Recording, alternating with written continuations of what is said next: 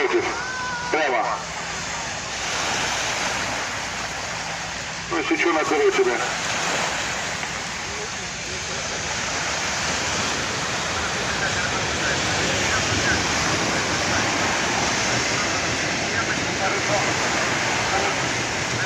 Игорь, на 10:30 тогда, или когда?